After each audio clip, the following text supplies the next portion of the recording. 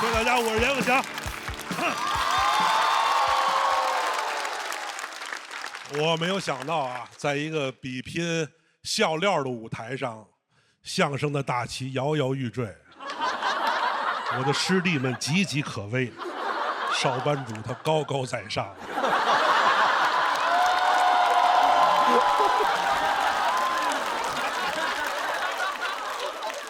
其实来这个舞台，我两个师弟可能是有一点紧张，我不紧张，因为我来这儿不是比赛的，我是来找人的。我搭档郭麒麟，我跟他爸都找不着他，就是但凡不是这种给钱的活你都逮不着他，你知道吗？然后说点心里话吧，确实我没有想到跟大林搭档这么多年，有一天能站在一舞台上说笑话，被他审视。我不开玩笑，我其实在那儿我很紧张，我一看到大林，我手一直在抠后边那个 LED 那个灯条。我紧张的手麻，后来发现那个灯条的漏电，你知道吗？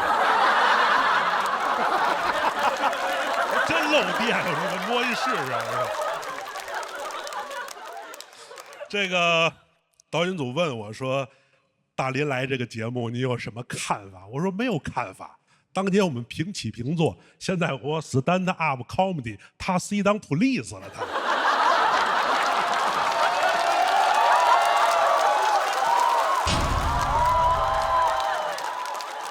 很多脱口秀演员，包括单口喜剧演员，对我有一些了解，是因为我之前确实做过一些这方面的交流，我也发表过一些看法。我还是那个观点，我认为中国人说中国话逗中国人开心，本质上没有什么区别。我老觉得单口喜剧将来可能也会卷出师承啊、门派啊，包括制式的大褂的服装，到那天单口喜剧就完了，你知道吗？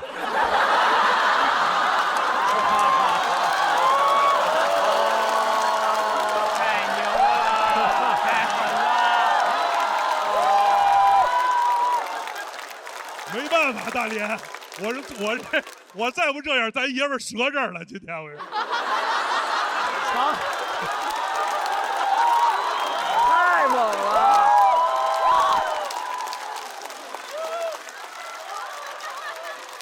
你们以为大连来是当嘉宾的吗？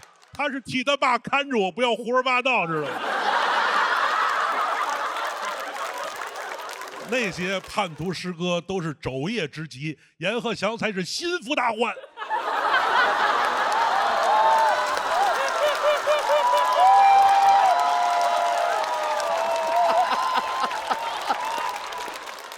可以啊，没关系啊，徒在外，师命有所不受。不开玩笑啊，说点正经的。这个，怎么说呢？我来这儿了，有好多人问了我很多老问题啊。导演问我说：“阎鹤祥，当年你为什么选择跟郭麒麟搭档呢？”我说：“哥们儿，你真逗，我选择，你老板的孩子想跟你合作，那是你选择的吗？我要能选择，我就是老板了。”但是没办法，因为我搭档郭麒麟，还有我师傅郭德纲先生都太有名了，这可能也是我，一直也没法摆脱的一个标签。我并不想摆脱啊，但大家都想做自己。就像大林刚出道的时候，他也想摆脱他爸的标签，他想做他自己，我很理解的。但是没办法，这个东西就长在你身上，包括我也是。但有些标签我不理解，同志们，就是我在网上大家叫我德云太子妃。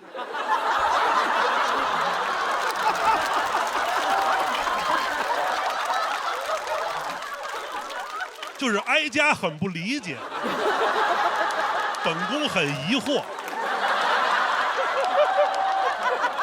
这个大数据很厉害，你知道吧？就头些年我的关键词都是太子妃，天天给我推戴安娜。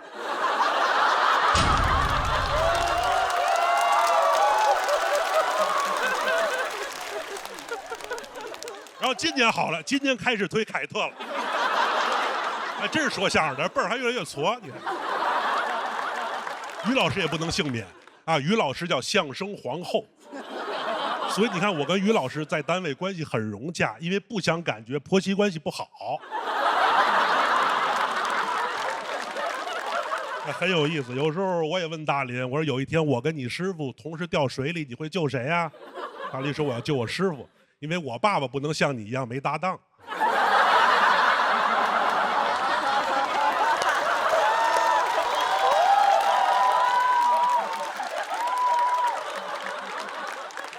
我师傅很心疼我，我师傅说有一天大林要真不说了，我跟于老师我们两口子就带着你，咱仨一块儿演出。后来试了几次不行，观众说看着很可怜，起个名字，这叫德云留守家庭。没办法，后来我跟我师傅说我要出去单飞，做点别的事儿。然后我师傅说不行，你得给我儿子守着呀。啊，确实很封建，没办法。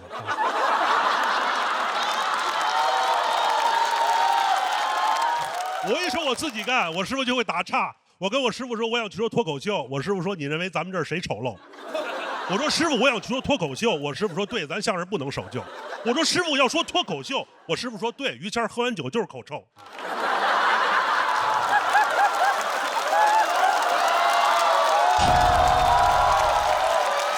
这是相声的技巧，如果不可乐，不是相声的问题啊。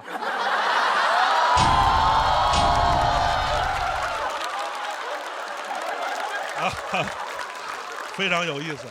然后怎么办呢？我还是自己出来了，我做了一些单口喜剧的尝试，然后我发现有好多问题啊，观众会给我们出主意，说你们相声太传统了，你们应该学习单口脱口秀，做一些跟观众的互动。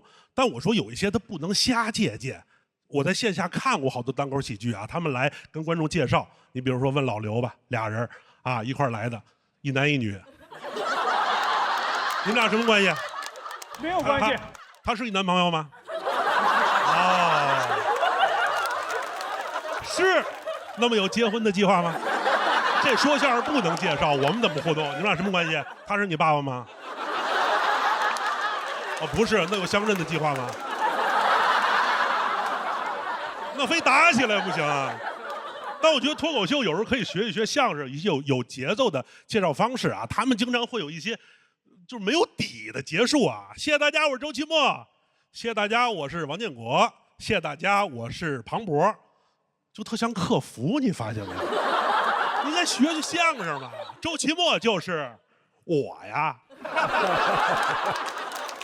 庞博就是我呀，很有意思。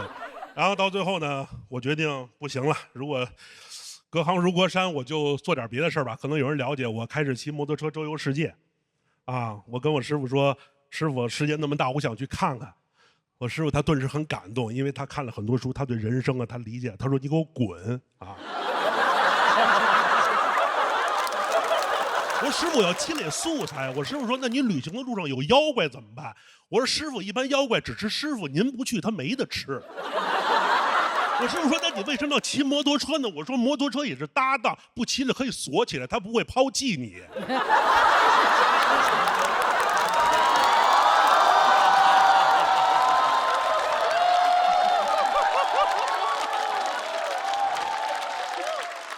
说两个旅行的趣事。我在秘鲁的时候，因为我在国外没法跟大家介绍我是一个相声演员，我一般真的简单的盗用你们的名号，我说我是一个脱口秀演员，或者说是单口喜剧演员。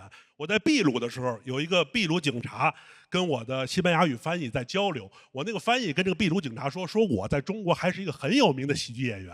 然后我那个秘鲁警察呢，拿出一个手机，翻出一个视频，跟我说他是我的粉丝。结果那个视频是鸟叔。我在伊朗的时候，有两个伊朗的朋友跟我的波斯语的翻译聊完天以后呢，跟我说了一笑话，说我波斯语翻译跟这个伊朗朋友说呢，说我这个人在中国是一个有名的喜剧演员。然后那个伊朗人跟那个伊朗人说，这个人我认识的，他一定是成龙。然后那个伊朗人说，你不要胡说八道，成龙不会来咱们这儿的。然后我那个翻译说，这个人在中国还是有几百万粉丝的。那个人马上改口，他就是成龙。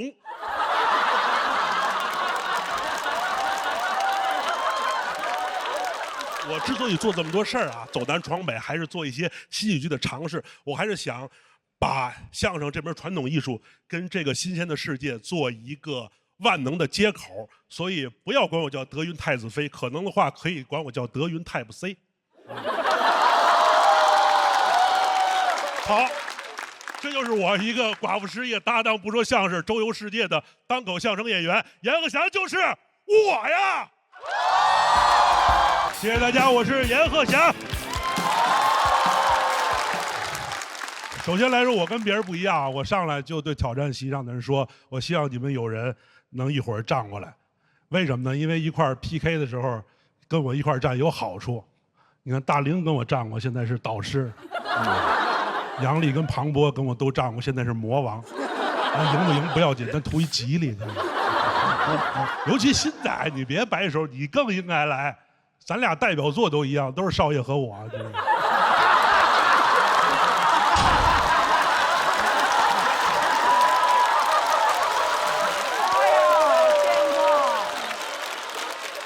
势均力敌，二人战也可以来。你们来了，我输了不丢人。大家会认为就是因为没搭档。德云社这回是组团来的啊！我们之前还有俩师弟，一个尚九熙，一个朱鹤松，我们是3个人。一开始我们还挺高兴，还研究战术啊，跟奥运会那个中长跑、滑冰一样，我们讲究配合、田忌赛马呀，战术性领先。后来头一轮给我们干下去俩，就剩一个了啊！周处除三害，改独行月球了。也很遗憾，关键我们裁判席还有人，居然还输了。可见这个比赛多么的公平公正。弹幕上写相声演员来参加这种节目是降维打击，这个不对啊！我澄清一遍，这个没有这个回事儿，大家都在一个维度，何谈降维2字呢？我在这儿也仅能代表我自己，我要是不行了，就说明相声确实不行了啊。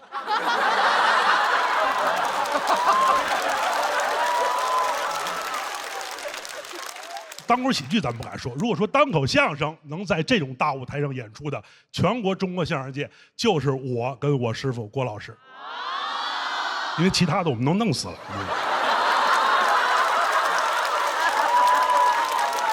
你别看现在这些选手大家其乐融融，这线下专场抢的都是我们的市场。那这要跟旧社会，那说相声的只手遮天，一家独霸，还允许你们这样？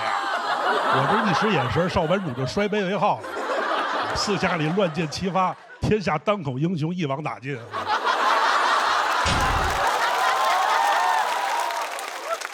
后来我们那个弓弩手啊，在天津上火车的时候给拦下了啊。天灭相声，非战之罪啊，少爷。怎么说呢？不过也确实是啊。如果在这舞台上有一天我确实真的赢不了了、输了，真能德云社走马换将再来，还真就是我师傅郭军德刚先生，啊，郭老师，啊，没办法，那太子妃不行嘛，那就捞。那输了就只能老公上了，对不对？那亲儿子指不上。你翻历史典籍你也看得出来，杨家将都看过吧？大破单口天门阵，也是穆桂英挂帅，杨六郎统兵，杨宗保这都盯不上，你知道吗？这是我喜欢说这个单口喜剧的原因啊，因为能疏解一些负面情绪。说点我的负面情绪啊，我的负面情绪其实也有。作为一个德云社的相声演员，就是我不像我们那些师兄弟那么的火，你知道吧？你看我们德云社也有很多师兄弟很厉害，岳云鹏啊、孟鹤堂啊，都很火。然后也有人问过我说：“阎鹤祥，你有没有很羡慕他们？”我说：“其实并没有，捧哏演员嘛，甘当绿叶，对不对？我这个年纪了，他不是羡慕，单纯的就是恨。”其实这是玩笑，我们来源于一些呢，就是大家对你半认识不认识的一些尴尬。到一饭馆吃饭，在北京啊，老北京做爆肚的一个地方。我坐在这儿，我前面有2个男的，分别上菜以后呢，我就看见俩男的看我就议论，这就跟那个说：“哎，德云社阎鹤祥。”那个一看呢，我说这不是阎鹤祥，我跟你说就是阎，我看着不是，我跟你说是，我过去跟这2位说，我说2位是我，这爆肚不吃就凉了啊，凉了。还有一回，我从这饭馆出去。就是这饭馆，走到门口，这女服务员把我给拉住了。哎，严老师，严老师，那个我们后厨这些大师傅都特喜欢您，您能不能在门口跟他们照张相啊？我说没问题啊。后厨所有厨师出来跟我站一块儿照相，正照着呢，有一情侣从外边往里走，一女的挎一男的，这女的不认识我，看着我照相就看谁呀这是，这男的不知道就别跟人瞎解释。嗨，退休的厨师长。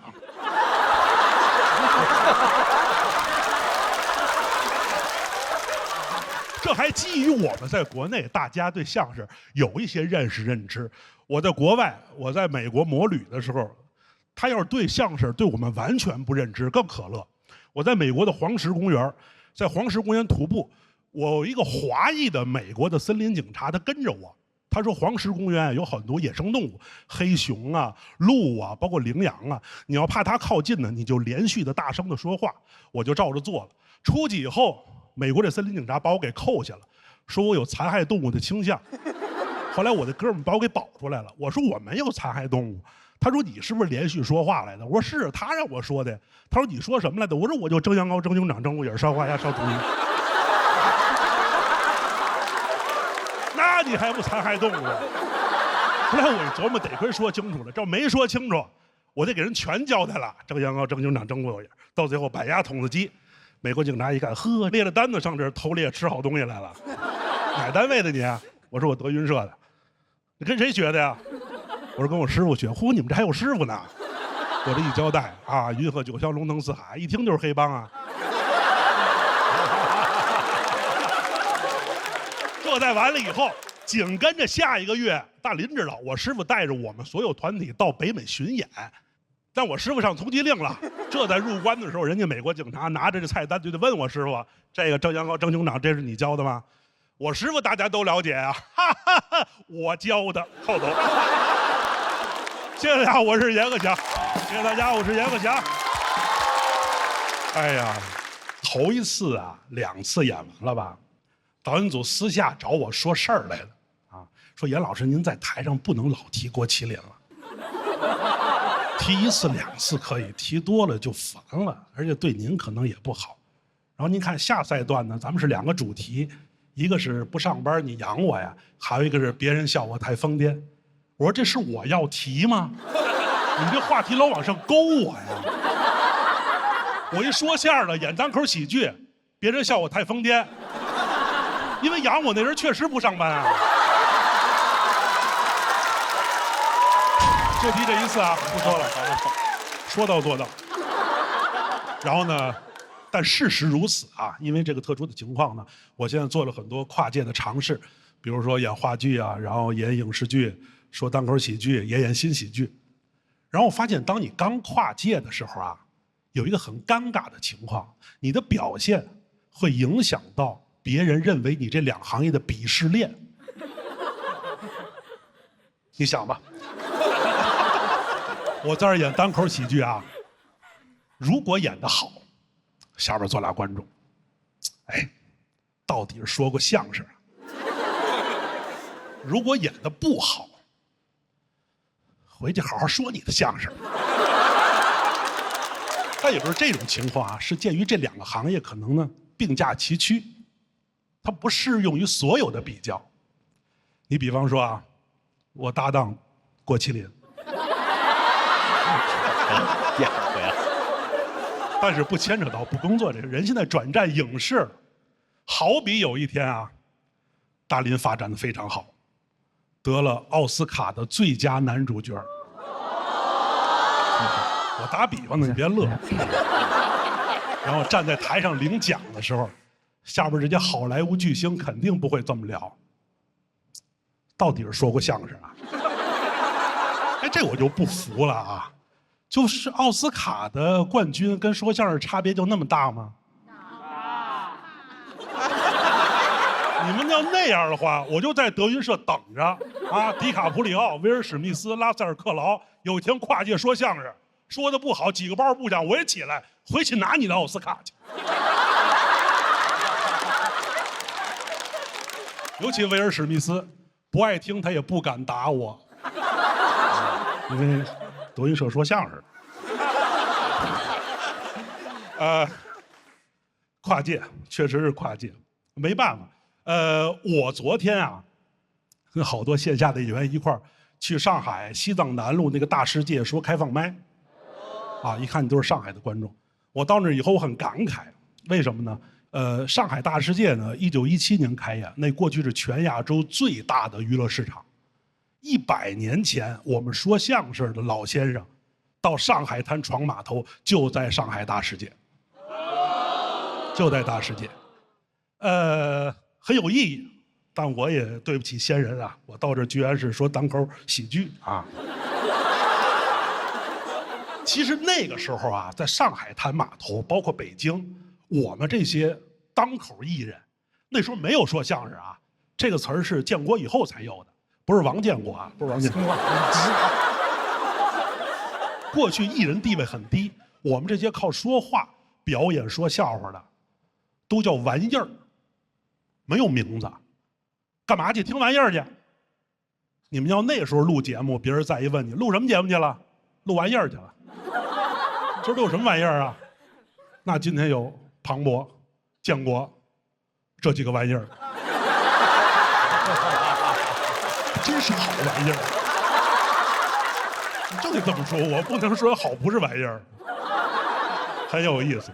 然后我从那个开放麦出来以后呢，给我们先生就是郭老师他父亲还打一电话。为什么打一电话？因为我们过去有句行话，就是干传统文化的，我们叫北京学艺，天津成名，上海赚钱。真的。我们那时候学艺的时候，就他爸那时候 PUA 我们的时候，你知道吗？就是哎呦，就是你要是学完了这个，将来你要到大上海滩一闯荡，你要是能到大世界说一场，那基本你就算站住了脚了。我说完这开放麦以后，我给我师傅打个电话，我说师傅，我说徒弟今天行了啊，我上海大世界，我也说了这么一场单口。我师傅很高兴啊，孩子，那这北京学艺，天津出名，上海赚钱，你赚着钱了吗？哎呦，师傅，这开放麦不给钱。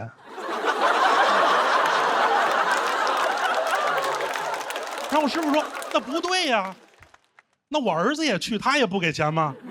我说：“他给钱，而且我说这呢，不给钱，明儿给他听，他坐那儿，他拿钱。”然后我师傅说：“孩子，我有点乱，你说乱，你们现在他们这行是说的不给钱，坐着听的给钱。”我说：“师傅，您听说过吗？”我师傅说没听说过。我说师傅您怎么看？我师傅说去你的吧。哎，给你们讲一个我师傅带着我们在国外闯江湖的事儿，好不好？好。在哪国家咱不说啊，我师傅带着我们出国演出，我呢自个儿在这个大街上走，路过一小胡同，看见一什么呢？国外卖艺的，一小伙子拉大提琴。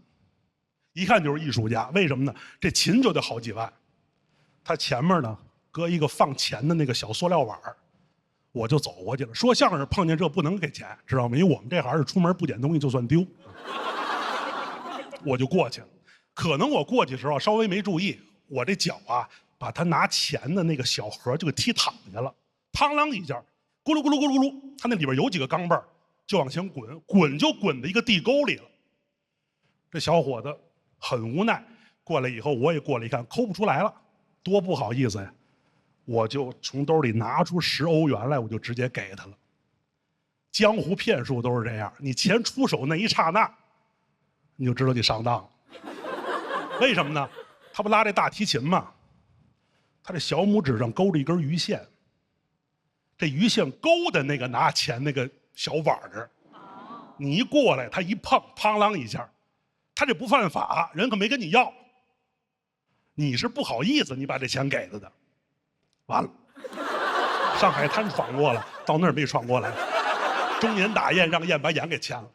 我回去以后把这事跟我师傅就说了，我师傅护犊子呀，这事在江湖上挨着欺负不行啊，咱会会他。带着于谦老师，我们仨就又奔这胡同就来了。到这胡同口一看，我师傅跟我师傅一说，你看没有，就那个。我师傅过去以后，都没等他蹬着鱼线啊，一抬脚，嘡的一下，把他这小碗直接给掀飞了。这哥们拉着大提琴，哎，我那就滚了5米，我师傅这一脚踢出50多米去，干到这胡同口去了。那小伙子过来以后，揉这手指头也不知道怎么回事，我们腾跟着也跑过来了。我师傅跟着在这一掰着，这呼噜呼噜说了半天，最后没办法了，我师傅也拿出10欧元来给他。往回走，我说师傅这不对呀，您也让人骗了10欧元。我师傅一乐，拿手一指前面，我看于谦老师啊，跟我们正招手了，赶紧走，手里抱一大提琴。大家好，我是阎鹤祥。刚才那个蒋龙已经说了，本来啊，金牌那屋应该是6把椅子，就是说这个节目前面是有6块金牌的，然后为什么变成5个了呢？因为上一期我是全场垫底。你就看这节目有多激烈啊，从第一到最后。但我觉得这是好事儿，这有充分的证明咱们这个节目没有黑幕啊，因为我跟所有选手不一样，是因为我搭档就坐在评委席。没黑幕，真没黑幕。我用这个真人秀证明这个节目没有黑幕啊。下来我跟大林也聊，我说大林，你真得回来说说相声了啊，真的，你回忆一下咱俩的往事。对不对？你看看身边的我现在多水，我才是你的边水往事。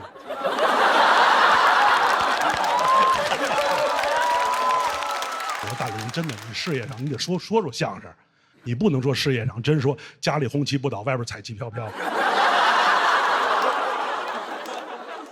然后年初的时候呢，他经纪人就找我聊，他说有一档喜剧类综艺，你将和郭麒麟同时出现在舞台上。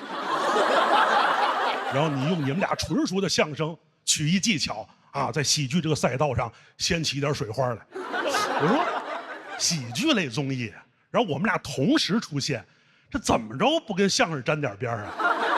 然后我到这一发现，我是选手，他是评委。这特像什么你知道吧？就是刚结束这个奥运会，10米跳台，双人10米跳台。我这都脱完了，我这都爬上去了，往这一站，动作都摆好了，我这一扭头，搭档没了。我说学逗唱360，接扣back，咵一下一猛子下去了，一起来一糊脸，他在这儿给我打分呢。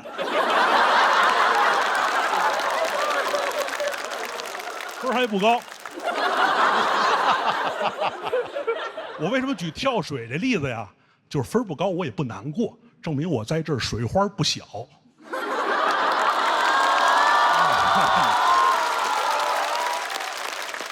哎呀，所以拜这个搭档不工作所赐，我今年也有了好多别的跨界的机会，啊，还参加了一档别的喜剧类综艺。然后呢，我失去一个搭档呢，我在那个节目又获得了一个搭档，就是刚才的刘洋。我们在一个战队，刘洋对我帮助很大，这个实话实说。但是刘洋现在也很火，你要上网搜，刘洋现在的标签是喜剧卷王。就这件事儿，全国今年没有人比我有发言权，因为全中国这么多干喜剧的，和刘洋同时半年参加2档喜剧综艺的，只有我一个人。而且我是说相声的，他要是6边形战士，我就是10项全能，你知道吗？我不是个很卷的人，但是你跟刘洋在一块儿，就班里有一好学生，你不得不卷。头一季录完了，他挺好。我下来以后，我说找刘洋聊会儿天，我说刘洋呢？导演说刘洋已经后采了，我也后采，后采完了。我说刘洋呢？刘洋已经回酒店了。嘿，我说我也回酒店，我回酒店，到酒店问前台，我说刘洋呢？刘洋已经收拾行李奔机场了。嗨，我说我也奔机场。到机场拎着行李，安检坐飞机到北京下飞机，刘洋在前面，我拎着行李，刘洋，就那一刻我是刘洋的私生，你知道吗？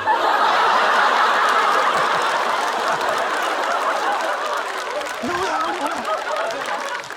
到机场取车，到那边创牌，下午创牌，晚上展演，都下来，我是累着呼带着，我说刘洋呢？刘洋去赶开放麦了，追3场开放麦都下来以后还没有刘洋，我说刘洋呢？刘洋回家看儿子去了。我是没儿子呀。我给刘洋播一视频，我说刘洋，你让我看看你儿子。刘洋说我儿子已经睡了。我说那你也给我看看，要不我睡不了。到这阶段没办法，我这一直在寻找同温层，找共鸣。我们德云社来仨人，还一个上九七，还一朱鹤松。我头一期我就跟上九七、朱鹤松我们就聊，我说这节目里边只有咱们仨是说相声的，代表德云社，咱们得一块儿闯入决赛。头一轮完了，上九七、朱鹤松就淘汰了。第二轮我找傅首尔聊天，我说傅首尔，这里边只有咱俩是语言类的跨界演员，咱俩给携手走进决赛。然后第二轮傅首尔就淘汰了。第三轮我找梁岩聊，我说梁岩，这里边只有咱俩是40+的中年演员，咱俩给携手并进。然后梁岩就淘汰了。刚才我找刘洋聊天，我说刘洋，只有咱俩跨2个东西。刘洋说你给我滚！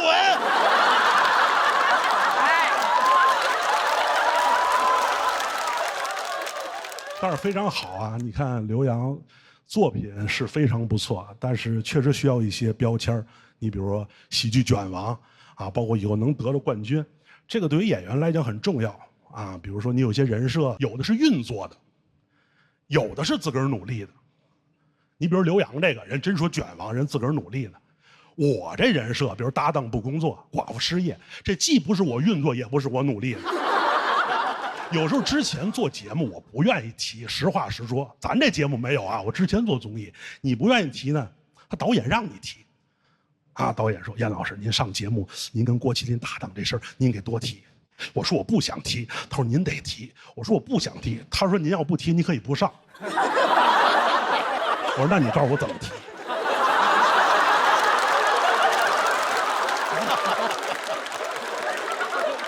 那怎么办呢？还有一类，你看，包括你有了这些所谓的一些标签跟人设以后吧，有的一些东西，它有时候不是你自个儿弄的，是有一些，比如说观众，包括舆论呢，有时候把你架到这位置上了。我给你举个例子啊，有一回我在北京，这跟郭麒麟没关系，我在北京一报刊亭啊买冰棍儿，我跟这个大爷说，我说您给我来一根冰棍儿，这大爷呢就给我认出来了，哎呦，你不是德云社那个阎鹤祥吗？老看你说相声说评书，哎呦特有学问啊，跟你师傅学的真好。你们那么多词儿怎么背下来的？是不是老得看书，老得学习呀？你们都是大学毕业吧？你要什么来的？我说我那个要一个财经周刊。人夸你半天，问你要什么？你说要一冰棍儿。你有了这些以后呢，有时候我们又会反向的要求自己，有时候也很累。还有一回我在北京。在一超市买吃的，我买一什么呢？我买一香蕉，买一个盒的一个酸奶，然后又买一矿泉水，我装一袋里呢。我坐公共汽车，我什么意思呢？我说在车站把这个东西吃完了呢，车一来，我把这一扔，我就上车了。就在这车刚一来，我这东西吃完了要扔的时候，又来一我们的观众，哟，这不德云社的严老师吗？演员第一反应啊，垃圾没分类。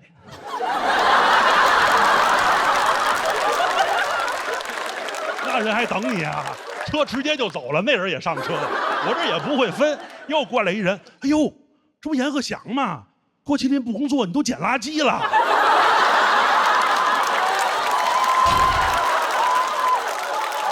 卖惨是不是？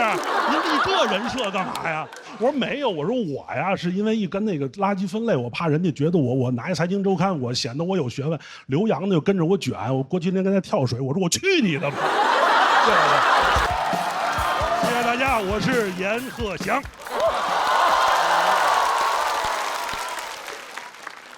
这个节目播完以后呢，我有幸上了几个热搜。我说了快30年相声了，第一回上热搜是阎鹤祥脱口秀，可能早就应该转行。半个月前，我跟郭麒麟啊。在我师傅的带领下，去澳洲干了一场相声专场演出，可能是迫于这个节目的压力啊，在后台的那儿，我们就一块儿翻手机，备场的时候，我师傅啊不看脱口秀，但他可看热搜，这个热搜就一个一个往上顶，你知道吗？阎鹤祥现挂，脱口秀，不独立勿宁死。我就感觉我师傅在那儿看成了阎鹤祥现在不独立去说脱口秀，他就去死，可能真回不去了。8月15，我没有跟师兄弟在一块儿，我跟一帮脱口秀演员在这团团圆圆，你看。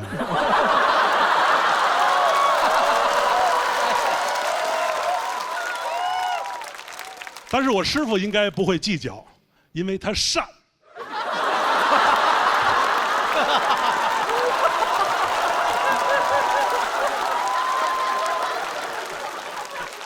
单口喜剧能容我，不使人间造孽钱。我也不知道他们为什么这么爱听这个。说说这个，刚才他们说这个现卦啊，这个热搜也很有意思。这个不是自夸啊，因为作为一个成熟的相声演员，在这个舞台上展示出这种现卦的能力，完全就是因为写不出稿来，你知道吗？就在写不出稿这件事上，我绝对是降维打击。有一个问题，就这个热搜是个错别字。现卦的卦这个词儿来源于相声，它是哪个卦呢？大卦的卦。是算卦的卦，不是现场我要把谁挂起来。为什么呢？你听我说啊，因为全世界所有民族这种当众演出的形式最早都起源于占卜，所以明白了吧？这种演出形式最好、节目最炸的那种演出，都像跳大神的，你发现没有？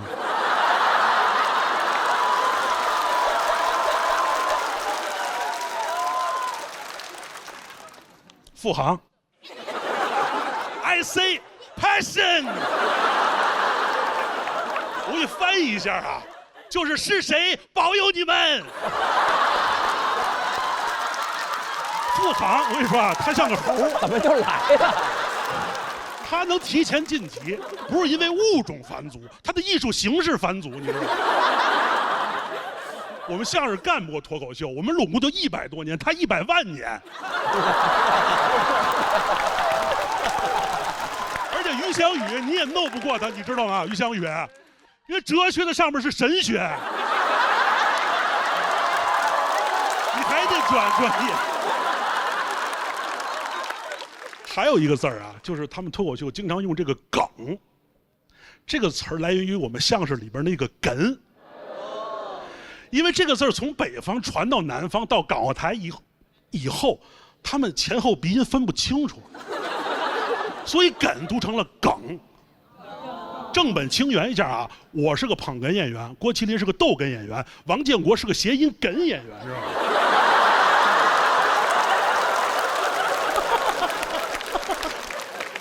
以上这些就是你们脱口秀诟病的内部哏啊。说一下内容，这个节目播完以后对我改变很大，就是消解了我的很多尴尬，但又增添了很多新的尴尬。我先给你们讲讲相声演员的尴尬都有什么。这话讲起来给我10多年前了，那时候我有一个女朋友，不是你们欧是欧10多年前还是欧一个？就10多，我43了，我10多年有一女朋友，这不新鲜。就10多年前时候我有女朋友，我第一次上那女孩他们家，他妈对我特别热情。哟，小严，你看啊，来，坐。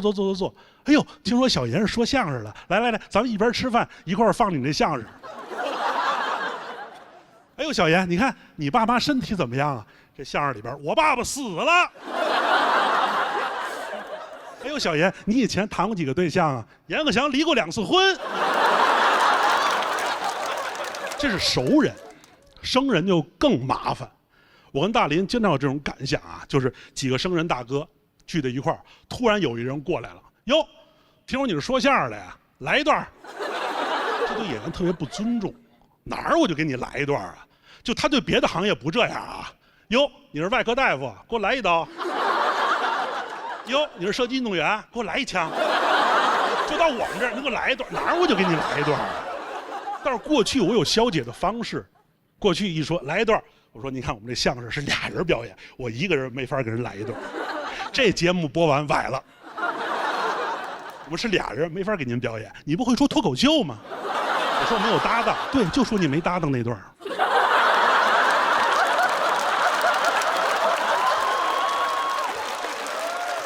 哎，前几天啊，我去做了一个手术，我这个鼻子鼻孔这个位置啊长了一个肿物，你看现在还能看出来有疤了。我在做这个手术的时候呢，我就发现给我主刀那个大夫啊，做着做着眼圈都红了。我觉得我现在那么让人眼红吗？但是不是？做完手术以后，那个主刀大夫坚持要把我送到电梯口。他说：“严老师，我昨天看了您的脱口秀，看得我热泪盈眶，以至于刚才我给您做手术的时候，都差点没有抑制住我的感情。幸亏您没看出来。关键是大哥，我看出来了，而且吓死我了，你知道吗？因为做这手术之前，我问这大夫，我说大夫，您看我这个肿物是良性还是恶性？他说你这肯定是良性，不是恶性。但你能理解吗？做的一半，这大夫哭了。我这肯定是恶性啊！完了，我鼻子没有了，以后怎么说相声啊？我马上就变成捧哏演员了。这事儿没完，我回家以后，我这不是个肿物吗？他拉了以后给我缝了一针，那个线是黑色的，它像一根鼻毛在这儿。这个男士，我跟你说啊，这个鼻内管理比腋下管理还要重要。就一个人，如果他没有鼻毛，他很清爽；他有很多鼻毛，这人很豪爽；他只有一根鼻毛，证明这人他不照镜子，你知道吗？我当时就说，还不如这针就不缝呢。我愣给这伤口崩了，流血了。人问我说：“严老师，你怎么流鼻血了？”我说：“没事，我师傅听我脱口秀了。”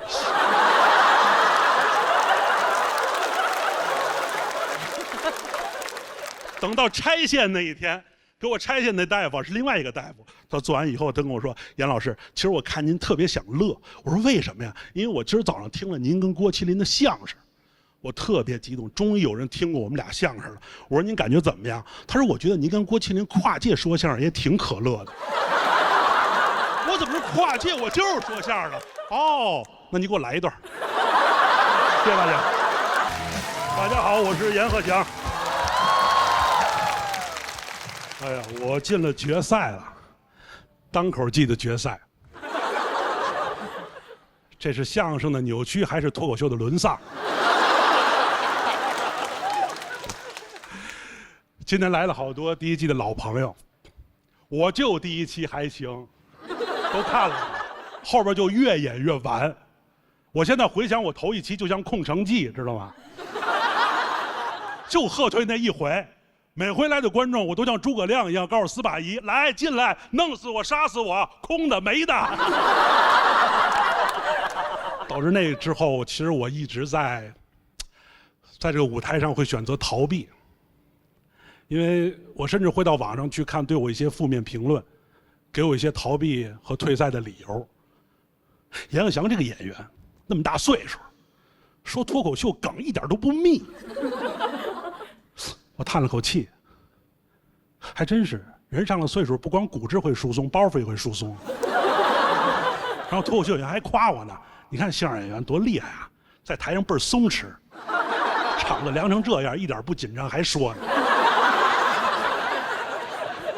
还有人说我阎鹤祥，你说脱口秀相声味儿太重了，可我就是个相声演员。我前20年拿相声当班上，你说我脱口秀相声味太重了，不如说我脱口秀班味太重了。然后人过来跟我解释，严老师，这个班味啊，它不是相声味儿，这班味是我们年轻人现在面对职场、面对领导那种敷衍的状态。这是什么乱七八糟的？又是我呀，这叫班味儿。我说这就是相声味儿啊。还有人说，阎鹤祥，你说脱口秀像说评书的，这点我得承认，我就是来取经的，因为现在没人听评书了，天天都在刷短视频，10分钟看电影，谁还听我们讲故事？没有刘备、关羽、张飞、赵云，都是小美、小帅得标丧标。我们现在在剧场说评书都改了，请您欣赏传统评书3大白骨精。列位请看，这个猴他叫小帅，这个姑娘她叫小美，小美可能还不知道，再过几秒钟她就会变成一堆白骨，这已经是她第3次被打死了。正在这时候，打那边来了一个丧彪。哎，书说至此，姐妹们都会问小美白骨精身上穿的衣服链接。请关注屏幕右下角的小黄车，评论区有优惠。哎呀，我们这些传统意识跟不上这些所有的东西，我们都在选择逃避。所以后来我就开始骑摩托车周游世界。有记者采访过我说：“严老师，你为什么要当时选择骑摩托车呢？是因为喜欢机械吗？”我说：“不是，是因为那时候说相声赶场。哎，赶场不都应该骑共享单车吗？”我说：“我那时候没有共享单车。我那时候如果有共享单车的话，你就会看着我骑共享单车周游世界。我还没出河北就被扫走了。”还有说的，严老师，哎，您觉得您周游世界最重要的是不是诗和远方啊？我说最重要的是钱和假期。哎，那您是不是追求风一样的感觉呢？我说完全是为了耍帅。哎，那您是不是要走到世界尽头才会回来呢？我说没有，有挣钱的活我马上就回来。哎，严老师，那您看我们报道的时候，是不是让您回答那么写？我说别介，一定按你问的那么写呀。这就是没有办法的事儿。我还要面对我妈。我妈觉得我40多岁不结婚有问题。完了以后呢，我跟她说我要周游世界，我妈就觉得我要离家出走。因为我10几岁的时候离家出走过一回，那回是因为我早恋。然后我妈跟我说：“儿子，你怎么了？10几岁的时候你要领一媳妇儿回来，妈阻止你离家出走。现在你40多岁，妈逼你领一媳妇儿回来，你干嘛还要离家出走啊？”我说：“妈，这叫 call back， 知道吗？”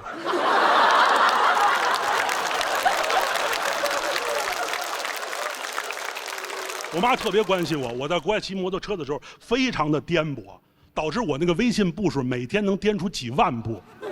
然后我妈给我打电话说：“儿子，你不是骑摩托车周游世界吗？你这摩托车丢了，你往回走呢吗？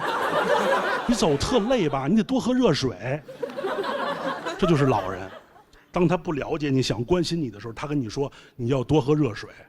我说：“妈，您了解我吗？您老让我多喝热水，你年轻时候跟我爸学的是吗？您了解我，您知道我干嘛吗？您知道我烦什么吗？你就让我多喝热水。”我妈说：“儿子，我想了解你啊，你为什么不说相声了？脱口秀是啥呀？你为什么不结婚啊？你为什么离家出走啊？”我说：“妈，您多喝热水吧。”所有都是逃避。我逃避跟父母的沟通。我最逃避的是什么事儿呢？其实是郭麒麟。说到这时候，所有人心里都会说：“他又来了。”阎鹤祥这个无能的人，他不说郭麒麟，他就讲不了段子。但是，郭麒麟不是我的段子，郭麒麟是我的处境。我其实比每个人都不想提郭麒麟。为什么？因为当郭麒麟最火的时候，我几乎在北京是不见生人的。为什么？因为我一旦认识一个新朋友，不说10句话，他就会跟我说：“哎，郭麒麟还说相声吗？”所以我就骑摩托车，我想离开、逃离我这些处境。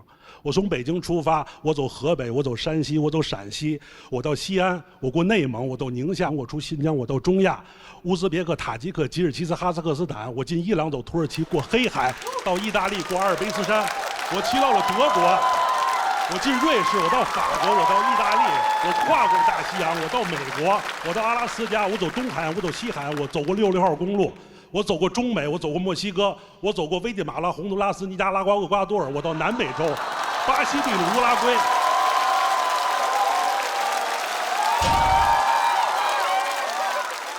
当我把我的摩托车骑到阿根廷的首都布宜诺斯艾利斯5月广场的时候，我觉得我逃避了所有的东西。这时候走过一个中国人，哎呦，严老师，您骑摩托车从中国来啊？郭麒麟还说相声吗？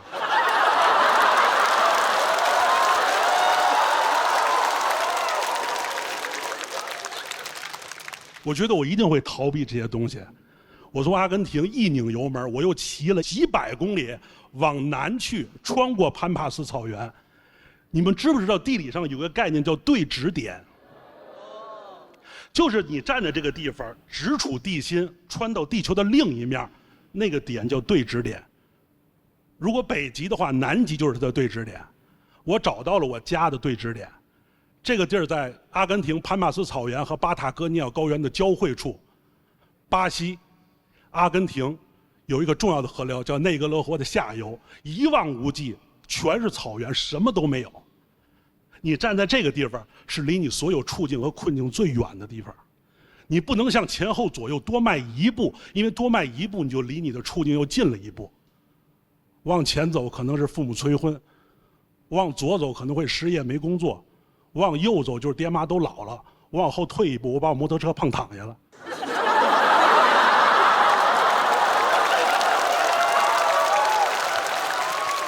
这就是人生退无可退。当那一步的时候，你觉得你双脚离地，你可以离这点再远一点，但是那儿连个树都没有，你都没法上吊，你知道吗？但是后来有一天，我心里有了一棵树，是什么呢？就直到我来到了这个舞台。我原来以为我很了解脱口秀，但实际上不是。如果喜剧是个圆的话，脱口秀这个点其实是相声的对指点。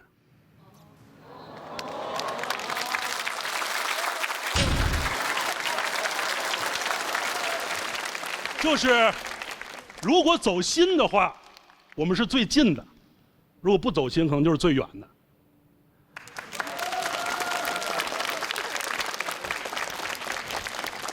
但是今天，这可能是我最后一场演出，我非常高兴，因为一旦我结束这个演出，走出这个舞台，我无论走向哪个方向，都离回家说相声又近了一步。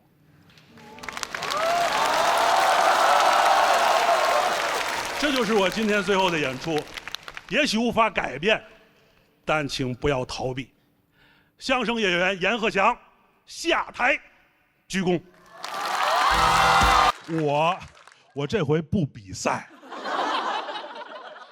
不比赛是因为我这次想来表演。因为我如果比赛的话，我到不了这个赛段。但是其实还是说一个最主要的原因，就是没参加比赛，是因为今年在备赛的时候，我媳妇儿怀孕了。对。然后那个这也给蹬啊。然后那个我这个能力啊，确实没法参加这种激烈的比赛，然后在一边照顾我太太。然后我说我就别来了。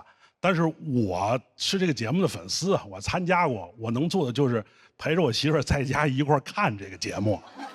就我跟你们说，我媳妇儿啊，真的没看过脱口秀。她看第1期的时候，她嘎嘎的乐，就乐得在我们家沙发上打滚儿，你知道吗？然后你知道，就是一个孕早期的人，他跟你说他乐得肚子疼，你瘆得慌，你知道吗？就是我在家里，就是吓得我浑身发冷。就我感觉我当时我就像一个企鹅一样，就我希望喜丹别那么可乐。哎呀，你们节目也看了，就是看到后边的时候，我太太有一点激动，看这个节目，就真的给我吓坏了，你知道吗？我夜里3点给我建档那个妇产科打电话，我说那个我太太孕早期，她现在有点激动，有点不舒服，然后接电话是一护士。护士说因为什么？我说因为看那个房主任。然后护士说你要挂房主任号，你直接给房主任打。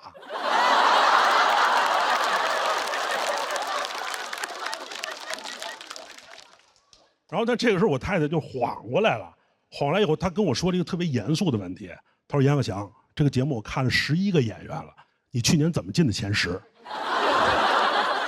我说我也是喜剧，我是相声演员。他说就是因为我听过你的相声，你怎么进前10？然后我就瞬间觉得，就我刚一当爹，就我在这个节目就没有位置了，就我瞬间就没有爹位了，你知道吗？然后我说就冲这个话，我说我一定来这个节目，我得演一场，我得证明一下，啊。然后我来这节目以后，我跟导演组说，我先找房主任。然后导演说为啥？我说我挂他号了。然后我见着房主任，我说房主任，我说你那个第1期节目我看了，非常不错。但是啊，以我去年在这个节目叱咤风云的经验啊，你后期储备也是个问题。但是你记住，人终生打败你的只有你自己。如果最后没有那么理想，不是房主任不能战胜他们，是房主任不能战胜房主任，防不胜防嘛，是吧？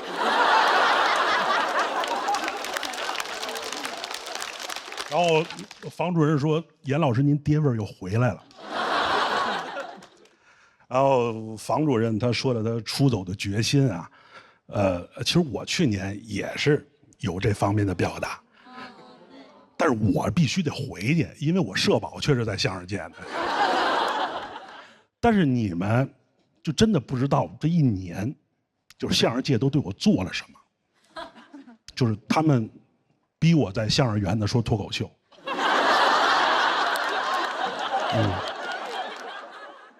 我说好，可以。我说给我一个手麦，他说主持人还得用呢。我说你把边上这麦拿走，他说于谦还得用呢。然后就是那种感觉，就我们的封箱的开场原来是耍狮子的，现在是我的脱口秀。就耍狮子是3个人10分钟，我1个人5分钟，就降本增效，真的。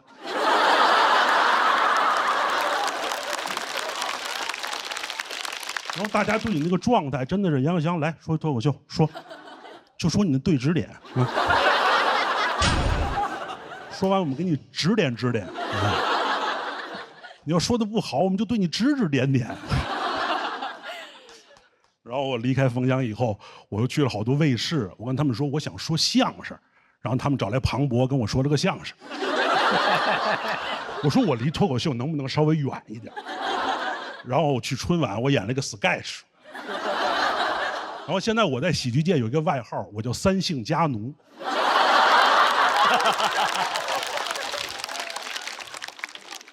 就是你从你的对指点回去以后，你发现你变成了一个新的异类。但是我这一年，我反复又想再沟通这2个行业。我见到一个相声演员，我就跟他说：“我说你知道脱口秀真的跟咱们有什么区别吗？”我说：“第一，他们真的让更多的女孩上台讲笑话了。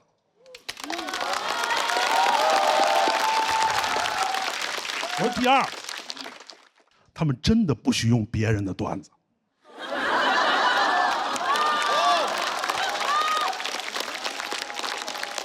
我说第三，他们的行业的明星应该是那个最可乐的人。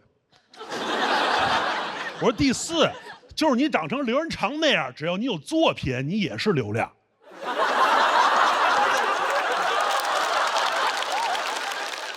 但没有什么反应，然后我又咔咔咔，我又跑到脱口秀这边。我说我跟你们说啊，相声它也是一个内容驱动的东西，大褂这些东西都是它的形式。这个世界上除了大夫以外，没有人一定拿大褂当工作服。然后我们也不靠衣服的这个材质来区分我们的等级。我说那个是圣斗士。我说我们也不靠这个衣服的颜色论资排辈儿。我那个是葫芦娃呀。